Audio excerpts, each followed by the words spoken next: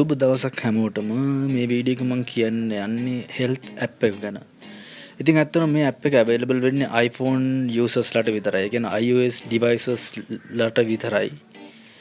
Android ලට මේ වගේ app ගොඩක්ම තියෙනවා. මම ඒක වෙන වීඩියෝ එකකින් ළඟදිම දාන්නම්. ප්‍රශ්න තියෙනවා නම් කමෙන්ට් එකක් දාන්න. ඕගොල්ලන්ගේ ඉතර එන හැම ප්‍රශ්නයක්ම කමෙන්ට් එකක් දාන්න. මම ඒවලට රිප්ලයි කරන්නම්.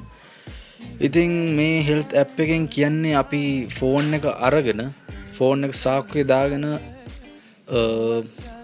කොහේ හරි යනවා නම් ඒ කියන්නේ අපි දවසට කරන activities working activities running distance steps ඒ කියන්නේ අපි කොච්චර තට්ටු ගණක් නැගලා තියෙනවද ෆෝන් එකත් අරගෙන ඒ වගේ දේවල් තමයි මේ ඇප් එකෙන් කියන්නේ.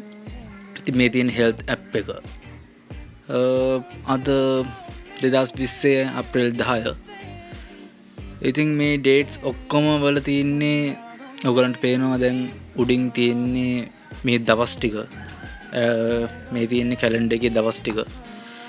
ওই දවස් ටිකේ මම කරපු හැම ඇක්ටිවිට් එකක්ම මෙතන තියෙනවා. ඉතින් මේ තියෙන මම 8 වෙනිදා 9 වෙනිදා ඒ වගේම අද කරපු ඇක්ටිවිටීස්. මේක අවైలබල් වෙන්නේ ඔයගොල්ලෝ ෆෝන් එක අරගෙන යන තැන් වලට විතරයි. මේ තියෙන්නේ කිලෝමීටර් කීයක් ගිහිල්ලා තියෙනවද කියලා. කොච්චර දුවලා තියෙනවද හැම දවසකම මේවා මේකේ තියෙනවා. ෆෝන් එක ගත්ත දවසේ ඉඳන් ෆෝන් එක පාවිච්චි කරන්න ගත්ත දවසේ ඉඳන් කරපු හැම ඇක්ටිවිටි එකක්ම මෙතන තියෙනවා. ඉතින් මේ තියෙන්නේ ඇක්ටිවිටීස් ඕගොල්ලෝ කරමු හැම ඇක්ටිවිටි එකක්ම. ඒ වගේම මේ අන්තිමටම බලා ගන්න පුළුවන් ස්ලීප් කියලා එකක්. ඒකෙන් තියෙන්නේ ඕගොල්ලෝ ෆෝන් එක ලොක් කරලා නින්දට යන වෙලාවයි සහ ආයෙත් ඇහැරිලා ඕගොල්ලෝ ෆෝන් එක අතර අරගෙන ෆෝන් එක වේක් අප් කරන වෙලාවයි අතර ඕගොල්ලෝ නිදාගත්ත ටයිම් එක කියලා තමයි ඒගොල්ලෝ කවුන්ට් කරන්නේ. ඉතින් මේ ඇප්ලිකේෂන් එකෙන් ගොඩක් ප්‍රයෝජනවත් වෙන ඕගොල්ලන්ට. ඒ වගේම මේ තියෙන්නේ අපි තියපු හැම අඩියක්ම අද දවසට මම අඩි 14ක් ගිහලා තියෙනවා. ඒ කියන්නේ ෆෝන් එක අරගෙන ගියේ දුර විතරයි මේකට වැටෙන්නේ. 0 කිලෝමීටර්ස්. ඉතින් මම අද දවසේ පොඩ්ඩක්වත් ඇවිද්දේ නැහැ.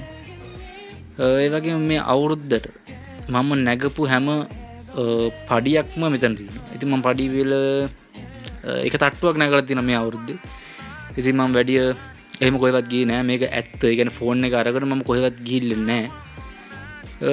ෆෝන් එක ගිය හැම තැනක්ම ෆෝන් එකෙන් කවුන්ට් කරනවා මේ විදියට. ඉතින් මේ යටින් ඕගොල්ලන්ට බලා ගන්න තියෙන්නේ recommended apps කියලා.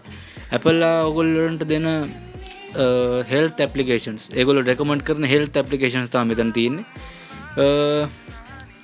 ඉතින් ඔය වගේ දේවල් තමයි මේ වීඩියෝ එක ගැන අපිට කතා කරන්න තියෙන්නේ. තවත් Android users ලට ගොඩක්ම applications තියෙනවා. මම ඒක ගැන ළඟදීම වීඩියෝ එකක් අරගෙන ඉන්නම්.